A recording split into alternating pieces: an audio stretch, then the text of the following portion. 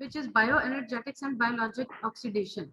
And if you do remember, या आपको अंदाजा होगा कि इसके अंदर ETC भी आ जाता है.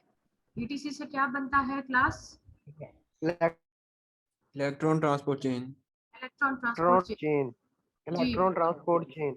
यस. और ये बहुत ही जरा कम्प्लेक्स है. इसके अंदर सिस्टम्स और उसकी इलेक्ट्रॉन्स की जो ट्रांसफर होती है, गेनिंग होती है, ट्रांसफरेंस होती है, काफी कॉम्प्लेक्स है. एक दफा समझ आ जाए तो फिर मजा भी बहुत आता है. लेकिन ये है कि बहुत ज्यादा टेक्निकलिटीज और उसके अंदर मगजमारी बहुत है. आपको टिक के बैठ के पूरी ETC को पढ़ना पड़ेगा. ये जो अभी हमने करना है ना, with me you will do the bio energetics and you will do the biological oxidation with Madam Bushra. तो हम इसमें almost like 3 lectures होंगे bioenergetics के. आज होगा जिसमें हम मेन टर्मिनोलॉजीज सीखेंगे, जैसे एंट्रोपी, एंथैल्पी, थर्मोडायनामिक्स के कोई प्रिंसिपल्स, इस तरह की चीजें आज करेंगे. और कैसे हम एंथैल्पी, एंट्रोपी को एक फार्मूले में फिट करके उससे डायरेक्शन ऑफ द रिएक्शन पता कर सकते हैं कि आया रिएक्शन एक्सोथर्मिक होगा या एंडोथर्मिक होगा. तो आज इस तरह की बातें करनी है. कल फिर जो है ना वो ATP के मुतालिक, ATP हर रिएक्शन में हर चीज के अंदर आता है. तो ATP के मुतालिक कल बात करेंगे कि ये किस तरह डिफरेंट रिएक्शंस के अंदर अपना फॉस्फेट ग्रुप देता है, कहीं 1 देता है, कहीं 2 देता है. ठीक है. और फिर तीसरे दिन परसों डिफरेंट एंजाइम्स को हम डिस्कस करेंगे कि how dehydrogenases, hydroxylases, how are they able to transfer one element into another. कैसे एक कैरियर बन के एक चीज को दूसरे कंपाउंड के अंदर शामिल कर देता है. तो इस तरह की चीजें बायोएनर्जेटिक्स में कवर हो जाएंगी. So I hope you are clear about the format in the next coming days. So मैं अब इसको next slide कर रही हूँ.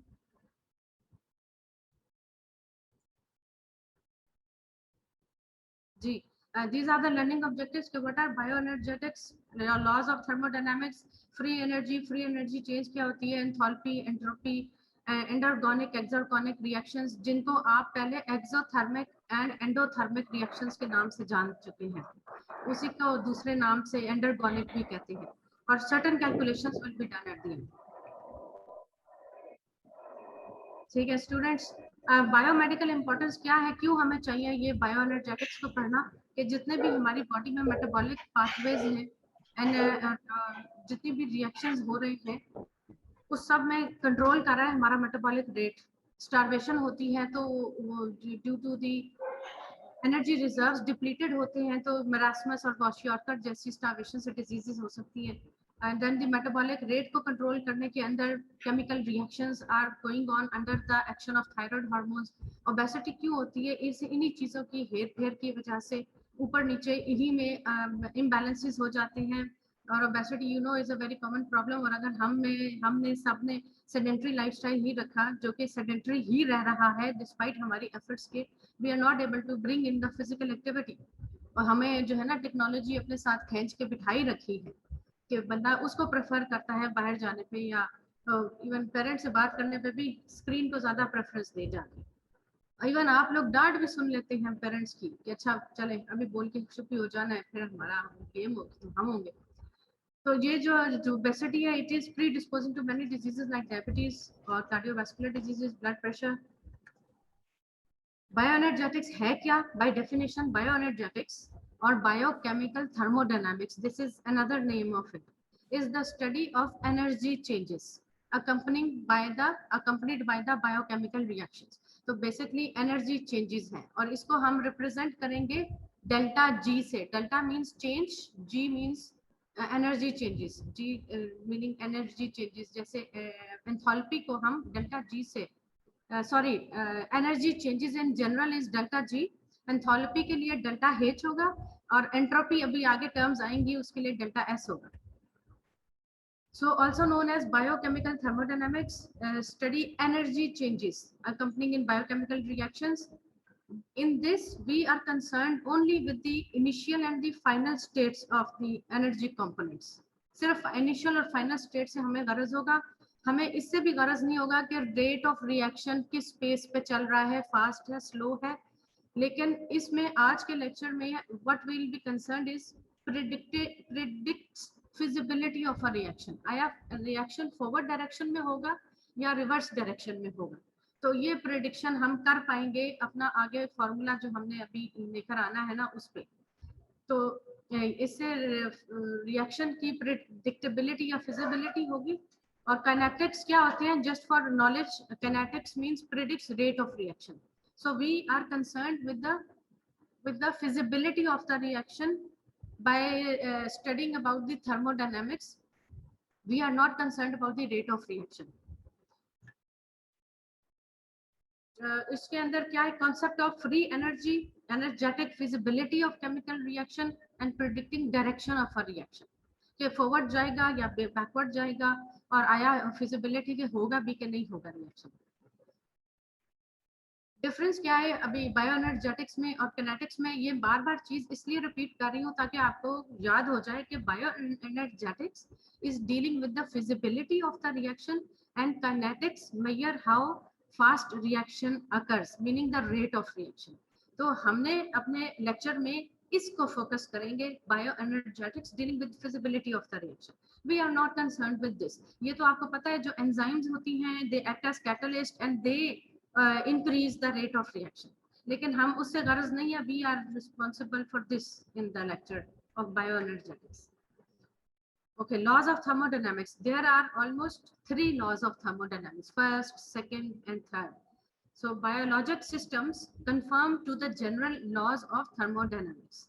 What are those? The first law of thermodynamics ये कहता है the total energy of a system including its surroundings remains constant. System होगा ना, एक बीकर के अंदर आपके पास केमिकल्स हैं या रिएक्टेंट है, तो ये एक सिस्टम बन गया। इसके इर्द गिर्द टेम्परेचर क्या है, इसके इर्द गिर्द और वेरिएबिलिटीज क्या है, तो वो सराउंडिंग्स हो गई। तो सिस्टम अलोंग विद सराउंडिंग्स के अंदर जो एनर्जी चेंजेस आती हैं उसको फर्स्ट लॉ ऑफ थर्मोडायनामिक्स कहता है। अगर total energy of system including it's surroundings remains constant, तो सिस्टम और सराउंडिंग की टोटल एनर्जी रिमेन कांस्टेंट रहती है। सिस्टम में से बाहर जाएगी या बाहर से अंदर आएगी, लेकिन total energy remains constant. So conservation of energy, मतलब दूसरा इसका एस्पेक्ट है कंजर्वेशन ऑफ एनर्जी, कि energy is not created nor destroyed. जो हम खाना अंदर लेते हैं वही खाना अपनी फिजिकल फॉर्म चेंज करके केमिकल फॉर्म में आकर के हमें एनर्जी देता है। तो हमने एक चीज अंदर डाली है और वही चीज एनर्जी बन के हमें सिस्टम के अंदर हमें बेनिफिट दे रही है। और इसमें देखें, ये तो फिजिकल लॉज में देखें ना, तो potential energy of a ball when it slides down a slide, तो वो पोटेंशियल एनर्जी लूज नहीं होती है बल्कि काइनेटिक एनर्जी में चेंज हो जाती है। तो एनर्जी कंजर्वेशन का मैकेनिज्म समझाने के लिए। और इसी तरह heat energy in our biological systems, ठीक है, electrical energy in the nerves. So this is the concept of conservation of energy in the first law of thermodynamics. Second law of thermodynamics क्या है? The entropy of the universe is always increasing. Entropy क्या होती है? किसी को कोई idea है entropy से क्या मुराद है? यानी कि आपने पहले पढ़ा होगा या नहीं भी पढ़ा तो कोई वेग आइडिया हो कि एंट्रोपी क्या होती है exactly? Any student, anybody? Irreversible loss in energy होता है। इरिवर्सिबल लॉस ऑफ एनर्जी, हाँ ठीक है, मतलब एनवायरनमेंट में ये हो जाती है। ठीक है। अब जैसे हमारी पूरी कायनात है ना, तो पहले दिन से जिस तरह से ये चली है और अब तक आ गई है, अब ये पीछे तो नहीं जा सकती है, तो है तो ये इरिवर्सिबल, ठीक है, लेकिन ये आगे जा रही है और ये टुवर्ड्स क्या कहते हैं, ज्यादा डिसऑर्गेनाइज्ड वाली जगह पर ही जा रही है, क्योंकि आखिर तो क़यामत भी होनी है ना। तो क़यामत में तो हर चीज बेहंगम और everything will be scattered. So that is why you will find written in the books that entropy of the universe is always increasing, और ये इंक्रीज ही करती रहेगी until the क़यामत। तो ये एक irreversible change हो गई।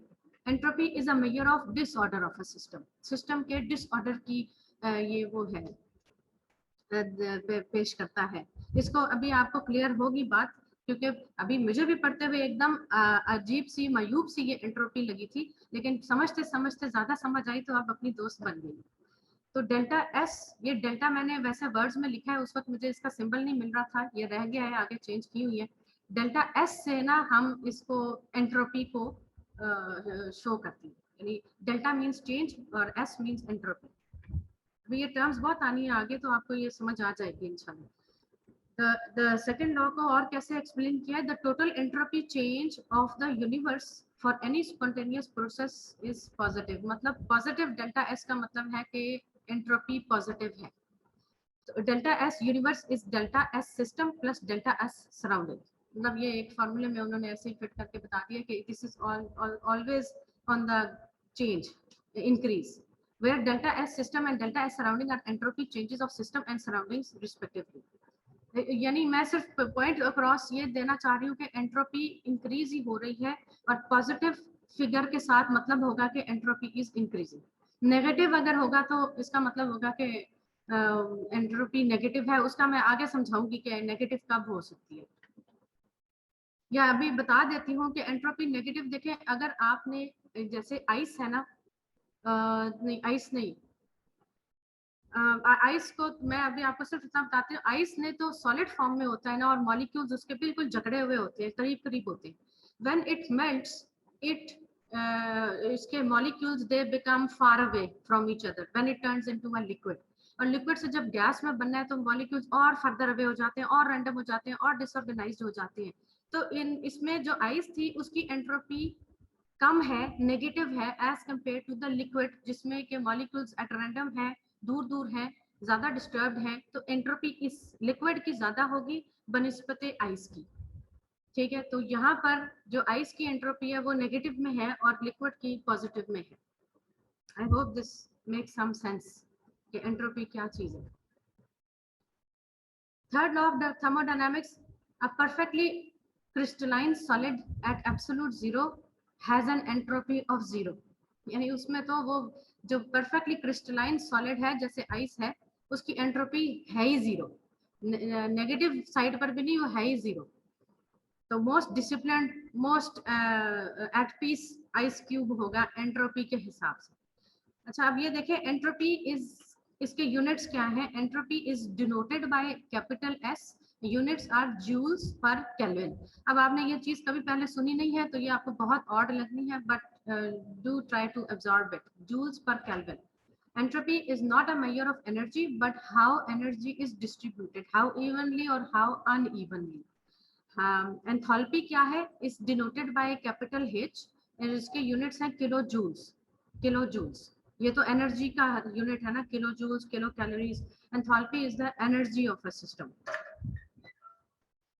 Next, benefit of the laws of thermodynamics, why we to study it at all. Laws of thermodynamics help us to understand why energy flows in a certain direction or in a certain way. अब ये you are much familiar with these exergonic and endergonic reactions. Exergonic में क्या होता है, energy absorb होती है system में या डिसिपेट होती है। एक्सर्गोनिक में जब रिएक्टेंट्स हैं और वो प्रोडक्ट्स बन रहे हैं तो एक्सोथर्मिक रिएक्शन में एनर्जी लॉस होगी या गेन होगी? लॉस। Very good. और एंडरगोनिक रिएक्शन में रिएक्टेंट्स टू प्रोडक्ट उन्हें क्या होगा, वो एनर्जी गेन होगी, गेन करनी पड़ेगी कहीं से। चाहे वो इस रिएक्शन में, चाहे वो कोई और रिएक्शन नीचे से ऊपर जा रहा हो जो उसे एनर्जी दे ले अपना रिएक्शन करते हुए, यानी it will have to take energy from somewhere. वो एटीपी से भी हो सकती है एनर्जी वो ले रहा हो। तो इसमें this is the reactants at a higher place and these are the products. तो देखिए ऊपर से नीचे स्लाइड लेना आसान है और एनर्जी लूज हो जाएगी। इधर रिएक्टेंट्स को गेन करनी है एनर्जी, एक ट्रांजिशन स्टेट को उन्होंने पहुंचना है और फिर उसका प्रोडक्ट बनना है। तो इधर ये डेल्टा जी होगा, ये हम बाद में आएंगे। डेल्टा जी अभी कंफ्यूज नहीं करते अपने आप को। This is this is the negative. आपने उसके वो साइंस पढ़े होंगे ना, एक्सोथर्मिक रिएक्शन में किलो कैलोरीज पॉजिटिव होते हैं कि नेगेटिव साइन के साथ होता है। थोड़ा कंफ्यूजिंग है, भूल गया होगा, पुरानी बात है। जो एक्सोथर्मिक रिएक्शन होता है उसमें कैलोरीज नेगेटिव साइन से आती हैं या पॉजिटिव साइन से आती हैं? नेगेटिव होती है, नेगेटिव रिलीज ऑफ एनर्जी होती है। Yes exactly. आधी बात हमें समझने में यहीं से आसानी हो जानी है। और अगर पॉजिटिव साइन के साथ होगी तो that will be gain of energy. Gain of energy, gain of energy. Reaction will B endergonic. Endergonic. ठीक हो गया, सही। Right, let's proceed.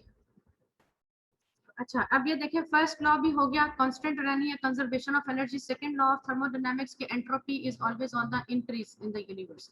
और third law of dynamics is के एंट्रोपी जीरो होती है एक बिल्कुल सॉलिड जो 0 केल्विन टेम्परेचर के ऊपर, जीरो यानी सॉलिड हो, एंट्रोपी जीरो होगी एक सॉलिड एलिमेंट या कंपाउंड में। फ्री एनर्जी क्या है? Free energy direction and extent to which a chemical reaction proceeds is determined by change in two factors, enthalpy and entropy. Direction forward या backward, extent कि किस हद तक उसने जाना है। देखे ना, रिएक्शन होते होते होते एक टाइम आता है इक्विलिब्रियम आ जाता है, तो किस हद तक उसने जाना है is decided by enthalpy and entropy. Enthalpy delta H a measure of change in heat content of reactants and products. Entropy a measure of change in randomness or disorder of reactants and products. और इसमें देखें, ये entropy reactions में ऐसे भी आएगी कि अगर लिक्विड गैस में चेंज हो रहा है या गैस लिक्विड में चेंज हो रही है, तो वहां पर ये एंट्रोपी इस लिहाज से काम आ रही होती है। एंथैल्पी क्या है? A measure of change in heat content of reactants and products. ये रिएक्टेंट्स हैं, ये प्रोडक्ट्स हैं, इसमें जो ये डेल्टा H है, ये दिस इज द एंथैल्पी, जिसको हमने अभी पिछली डायग्राम में भी कहा कि वो माइनस में आएगा या प्लस में आएगा, तो जो भी आएगा उससे हमें पता चल जाएगा एक्सोथर्मिक है या एंडोथर्मिक है। और एंट्रोपी क्या है? अ मेजर ऑफ डिसऑर्डर और randomness in a system. Disorderliness means, और आपको मालूम है, शायद आपने एफएससी में भी पढ़ा होगा कि अगर हम यूनिवर्स को बलून की तरह देखें तो आहिस्ता आहिस्ता ये बलून बढ़ रहा है, और अगर उस बलून के ऊपर डॉट्स डाल दें कई जगहों पर, तो वो डॉट्स आपस में दूर होते जा रहे हैं वक्त के साथ साथ, यानी उसमें डिसऑर्डरलीनेस बढ़ता जा रहा है। Entropy can also be thought of as the number of possible arrangements. इसको रहने दें। What is this? What you see? A neat and clean, tidy room or a dismantled room? Messy room. And this, I hope this is not our state. और अगर है भी तो हम इस entropic state से निकल के अपने आप को decently manage कर लें. So this is basically entropy, disorderliness, undisciplined, disorganized behavior. Entropy does not love discipline. Entropy is a measure of disorderliness in a system. Positive delta S means increase in the disorder. Negative delta S, or delta means triangle, it shows change. Negative change in entropy shows disorder, decrease in the disorder. तो अगर हम अपना room tidy कर लेंगे तो हम entropy को decrease कर रहे होंगे। और ये जो मैंने आपको बताया कि gas to liquid to solid, जैसे जैसे ये बढ़ रहा है ना, तो ये साइन गलत हो गया है, यहाँ होना चाहिए था डिक्रीजिंग एंट्रोपी। अगर हम solid to liquid to gas जाते हैं तो यहाँ पर एंट्रोपी इंक्रीज होती है, ठीक है।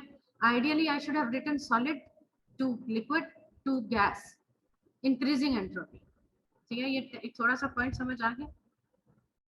Entropy if delta S is greater than 0 then the process is spontaneous, जैसे लिक्विड टू गैस बन रहा है। If delta S is less than 0, then process is not spontaneous. If reaction is at equilibrium, then delta S is 0. Which, अच्छा आप लोग मुझे बताएं, अब according to the basic हमने जो चीज पढ़ी है ना, which has greatest entropy? Solid, liquid or Gas. Gas. Absolutely. एक सवाल बॉयज ने कर दिया आंसर और एक गर्ल्स की तरफ से हो गया। So gas has the greatest entropy. Atomic model of a compound, जिस तरह से वो नहीं होते मॉडल्स बने होते हैं, गोल गोल दायरे होते हैं और वो बॉन्ड से उनको ज्वाइन किया होता है, तो वो एक एटॉमिक मॉडल बन गया ना, has less entropy than a liquid compound. Variability of entropy, अब इसके अंदर डायग्राम इतनी क्लियर नहीं है, लेकिन ये मेल्ट हो रहा है आइस से, यहाँ पर मेल्ट हो रही है बर्फ एंड गोइंग अप बॉइलिंग की तरफ, तो जैसे जैसे ऊपर जा रहे हैं एंट्रोपी इसकी इंक्रीज हो रही है। Greater change in disorder at boiling compared with melting phase, greater disorder and greater entropy here, just to make you understand the concept of entropy. Entropy is 0 at absolute 0 Kelvin temperature, क्योंकि standard conditions में आप kelvin में temperature नापते हैं, तो 0 kelvin पर entropy 0 होगी। Free energy क्या है? ये रिएक्टेंट्स, ये प्रोडक्ट्स, और इसके अंदर ये जो चेंज है इसको ये बोल रहा है, एक फार्मूला दे रहे हैं, ये फार्मूला भी आगे आएगा, कैसे बनता है वो आपको अंदाजा होगा। डेल्टा जी जो ओवरऑल एनर्जी का स्टेटस है is equal to delta H change in enthalpy minus T delta S. T is the temperature in Kelvin and delta S is the entropy. और ये जो नॉट है, ये गोल दायरा नॉट जिसको हम कहेंगे, इट शोज कि ये कोई स्टैंडर्ड कंडीशंस के ऊपर है, 0 केल्विन पर, pH 7 पर, इस तरह की कंडीशंस पे ये फॉर्मूला, ठीक है। Free energy change delta H मैंने आपको बताया ना, free energy change represented in two ways, delta G naught. Delta G is change in free energy. Direction of reaction at any specified concentration of reactants and products is variable. Delta G naught, G मैंने सिर्फ ये लिखा है G और G naught में फर्क के लिए कि G naught का मतलब है energy change when reactants and products are at 1 mole per liter. ये एक स्टैंडर्ड वो है कि 1 mole per liter पर reactants और products मौजूद हो, pH 7 हो, और इट्स अ कांस्टेंट, ये चेंज नहीं होता, ये कांस्टेंट रहता है। Useful in comparing energy changes of different reactions. Equilibrium constant पे रेडिली हम इसको कैलकुलेट कर लेते हैं। Free energy change neither enthalpy nor entropy alone are able to predict the direction of reaction के फॉरवर्ड में जाएगा या बैकवर्ड में जाएगा। और इट्स स्पॉन्टेनियसली, यानी बर्फ अगर पिघल रही है वो उसका स्पॉन्टेनियस रिएक्शन है कि वो पिघल रही है। When combined mathematically in an equation, a third quantity of free energy, which is G. G is the free energy. H was enthalpy, S was entropy, or G is free energy, is born. Free energy predicts the direction in which a reaction will spontaneously proceed. और वो हम ना आगे calculations कुछ देखेंगे जिससे हमें अंदाजा हो जाएगा कि आया डेल्टा जो G है रिएक्शन का, ये फॉरवर्ड में जाएगा कि बैकवर्ड में जाएगा। अब आगे इसमें Gibbs change in free energy एक चीज है। Mister Gibb was a scientist और उसके नाम से Gibbs change in free energy क्या होता है? Delta G is that portion of total energy change in a system that is available for doing work. So ये जो डेल्टा G है ना, इस साहब ने कहा था कि ये वो टोटल एनर्जी है which is to be used for useful work. Gibbs free energy equation भी आ गई फिर। गिब्स फ्री एनर्जी इक्वेशन में delta G is equal to delta H minus T delta S। ये फॉर्मूला आपने याद रखना। This is the formula to be remembered, क्योंकि कोई क्वेश्चन भी आता है तो इस फॉर्मूला में आपने फिर उसको फिट करना है। Be able to use interpret Gibbs free energy equation to determine if particular process will occur spontaneously or non-spontaneously. For example, अगर delta G, which is change in free energy, has a negative sign to it, so it means negative is equal to exergonic, positive is equal to endergonic. इसी तरह delta H है, अगर change in enthalpy, अगर इसका भी negative sign है तो exothermic, positive sign है तो endothermic. T तो केल्विन टेम्परेचर है, वो फिक्स्ड है। Delta S is equal to change in entropy, अगर पॉजिटिव है तो एंट्रोपी इंक्रीजेस, नेगेटिव है तो एंट्रोपी डिक्रीजेस। तो अगर ओवरऑल इस रिएक्शन को हम कैलकुलेट करें और हमें मिले डेल्टा G उन रिएक्टेंट्स और प्रोडक्ट्स के लिए G नेगेटिव है, तो हम कहेंगे ये फॉरवर्ड रिएक्शन है, ये एक्सोथर्मिक रिएक्शन है, इसका स्पॉन्टेनियसली ये फॉरवर्ड की तरफ चला जाएगा, तो हम प्रेडिक्ट करते हैं इसकी डायरेक्शन। लेकिन इस इंफॉर्मेशन की बेसिस पे हम ये नहीं कह सकते कि रेट ऑफ रिएक्शन क्या होगा, काइनेटिक्स क्या होंगी, हम सिर्फ बायो एनर्जेटिक्स पर इसकी कमेंट कर सकते हैं। तो डेल्टा G ये वही चेंज है। ये डेल्टा G क्या है? Change in Gibbs energy kilojoules per mole में, ये change in enthalpy kilojoules per mole, temperature in kelvin, delta S in joules per kelvin per mole. ये डेल्टा S एंट्रोपी का, जितना ये खुद डिस्टर्ब्ड और डिसऑर्गेनाइज्ड है उतना ही इसका लंबा यूनिट्स भी, जूल्स पर केल्विन पर मोल। कोई सेंस नहीं बन रही इन यूनिट्स, लेकिन है। इसके अंदर एक चीज आ गई थी कि delta H generally defines change in the bond strength and molecular stability. ये इसको भी शो करता है, bond strength and molecular stability. और S change in the order of reaction. Since universe is moving toward disorder, a chemical system becomes more stable as entropy is increased. A chemical system becomes more stable. भाई universe तो unstable होती जा रही है, जैसे entropy increase हो रही है केमिकल सिस्टम ज्यादा स्टेबल हो जाते हैं। शायद वो गैस बन जाता है। गैस, लिक्विड से गैस बनना जरा जाहिर है आसान है, ना कि गैस को लिक्विड फॉर्म में लाना। अब सिलेंडर्स में हमारी गैस ही होती है कंप्रेस की हुई, तो वो कितनी मुश्किल से कंप्रेस करके तो लिक्विड फॉर्म में जमा की होती है। और delta H is a measure of heat that is given off or absorbed by the environment. ये आप लोगों को अंदाजा है इसका। और ये फिर वही फार्मूला है, सेम थिंग, ये बार बार दिखा रही हूँ ताकि आपको याद हो जाए, क्योंकि इसको याद करना जरूरी है। Delta G is equal to delta H minus T delta S, जहाँ पर ये चेंज इन गिव्स एनर्जी, चेंज इन एंथैल्पी और हीट एंड टेम्परेचर केल्विन में, change of entropy. Delta S greater than 0 होगा मोर डिसऑर्डर, लेस देन 0 होगा तो increased order, increased order, decreased disorder. Gibbs free energy change tells us about spontaneity of a process, whether forward में जाएगा या पीछे जाएगा, spontaneous होगा या non spontaneous होगा। तो this is something you have to remember. Spontaneous का यही मतलब है कि ऊपर से नीचे गया तो देखिए आराम से स्लाइड लेके नीचे चला गया, लेकिन नीचे से ऊपर आना हो तो वो फिर धक्का लगेगा, एंडरगोनिक होगा, एनर्जी देनी पड़ेगी, तो पुश के बाद ये काम ऊपर होगा। सो ये नॉन स्पॉन्टेनियस नहीं होगा। Free energy and spontaneous reactions, ठीक है, ये आपके मैंने स्पॉन्टेनियस कौन है? जो नेचुरली, जिसके लिए हर चीज फेवरेबल हो और जिसको कोई ज्यादा नखरा ना करना हो, so and it releases free energy. Non spontaneous क्या है? जो अड़ेगा, does not make use of the conditions around, कहता है मुझे जरा कोई स्पेशल करोगे तो फिर मैं आऊंगा।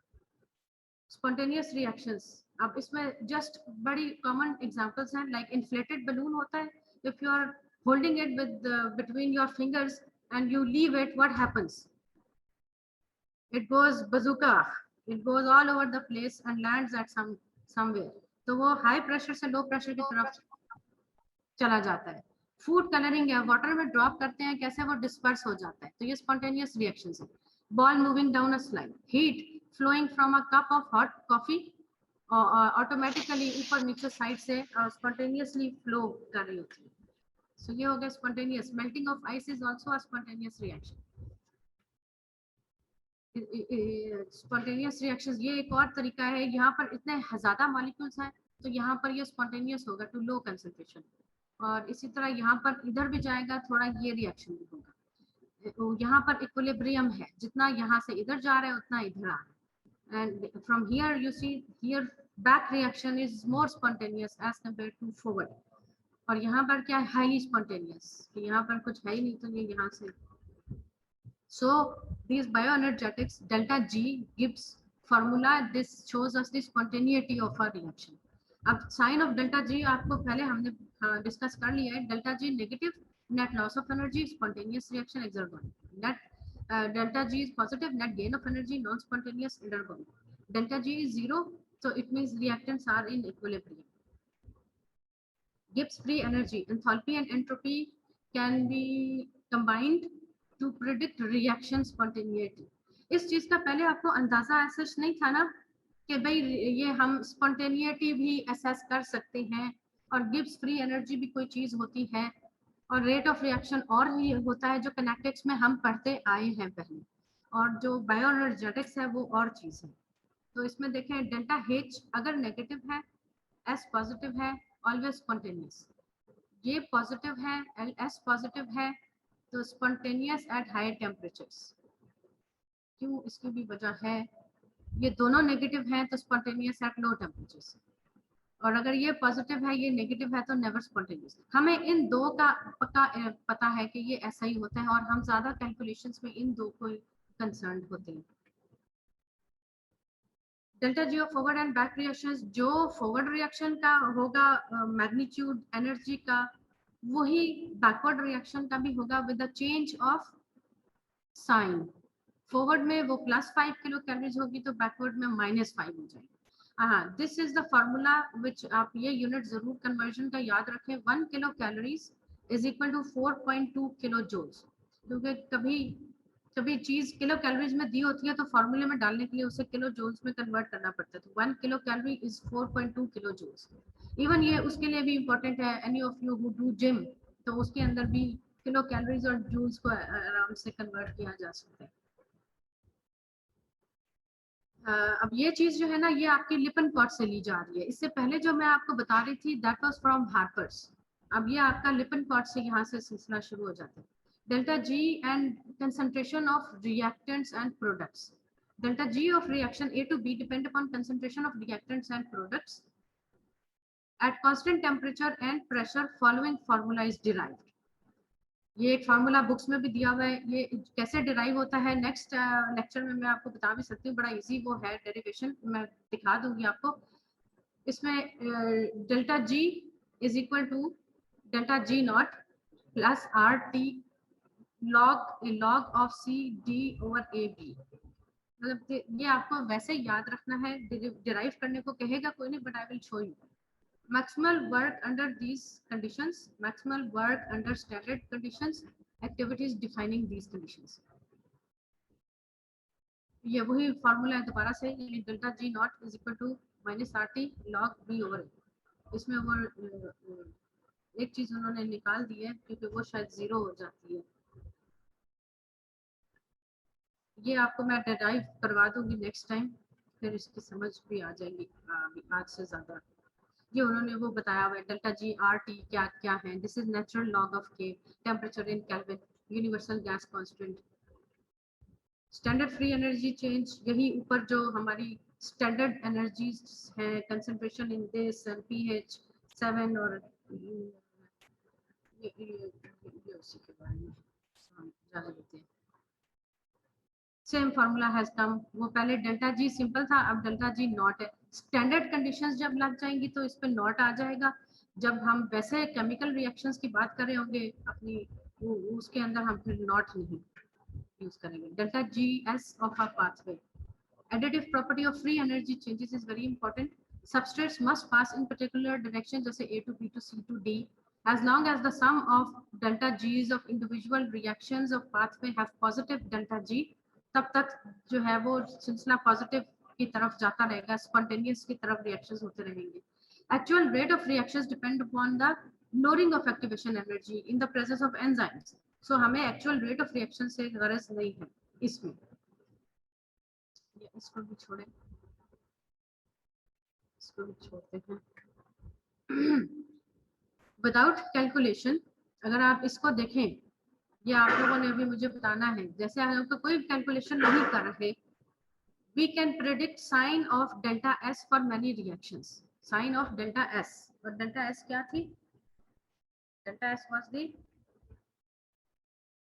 enthalpy या entropy? delta S क्या है? Entropy. Entropy, entropy. अब देखिए इसमें ये है वाटर, ठीक है, बल्कि ये है H2O2 हाइड्रोजन पेरोक्साइड, लिक्विड है, चेंजिंग टू वाटर लिक्विड है, प्लस ऑक्सीजन गैस है। अब मुझे बताइए इस सिस्टम में एंट्रोपी इंक्रीज हुई है या एंट्रोपी डिक्रीज हुई है इन द फॉरवर्ड रिएक्शन? इंक्रीज हुई है, इंक्रीज हुई है। इंक्रीज के वोट्स हैं इन ज्यादा, तो डिक्रीज का वोट भी है।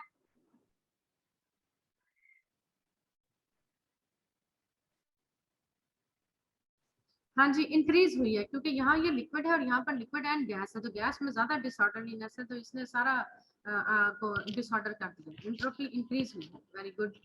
और देखिए इसी को विद कैलकुलेशन, अगर कोई कहे जी डेल्टा एस नॉट 125 है, डेल्टा एच नॉट की ये वैल्यू है, जी डेल्टा कैलकुलेट करें, तो जी डेल्टा कैलकुलेट किया, ये ट्रायंगल होना चाहिए, डेल्टा नहीं लिखना इसको। यहाँ पर वैल्यूज फिट इन की तो ये आया -233 किलो जूल्स पर मोल। अब माइनस का साइन है तो that indicates what? It's an endo और एक्सोथर्मिक रिएक्शन है ना। सो नेगेटिव एक्सो मींस कि ये स्पॉन्टेनियस है, reaction is spontaneous in the forward direction. अच्छा, इसी तरह अगर हम देखें, given following data, calculate delta G for the reaction given below and state whether it is spontaneous और नॉन स्पॉन्टेनियस। तो ये कंपाउंड है प्लस ऑक्सीजन, ये एसिड बना रहा है, कोई एसिटिक एसिड है ना, exactly, plus water. Delta H ये है, डेल्टा एस ये है, टी ये है।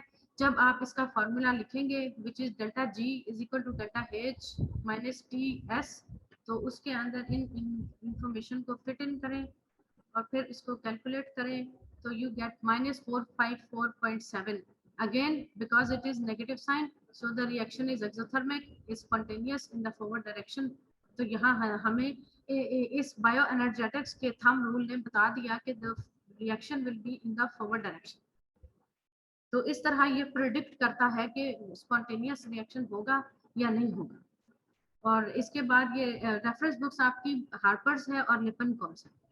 तो यहाँ पर आपका ना ये बायो एनर्जेटिक्स का जो आज का थोड़ा सा ट्रिकी, थोड़ा सा कॉम्प्लेक्स, थोड़ा सा था, क्योंकि ये चीजें हमारी डे टू डे बोलने में आती नहीं है। Enthalpy, entropy, Gibbs free energy, ठीक है। तो ये चीजें थोड़ी सी उस लिहाज से थी जरा न्यू टू डाइजेस्ट। तो इसमें अब कल वाला इंटरेस्टिंग होगा ज्यादा, क्योंकि एटीपी की कहानी हमारे साथ साथ चलनी है। हर रिएक्शन में एटीपी ने आना है, और एटीपी कैसे अपना करता है, इन्वॉल्व होता है रिएक्शंस में। और उससे अगला भी इम्पोर्टेंट है, बिकॉज आप ग्लाइकोलिसिस पढ़ेंगे, ये नहीं पढ़ेंगे कि एटीपी कैसे आया, सिर्फ आ गया, अटैच हुआ। इसकी जरूरत है, इसके अंदर कैसे इसने अपना एक्शन किया वो हम अभी से देख लेंगे, so that the next of the reactions are easy.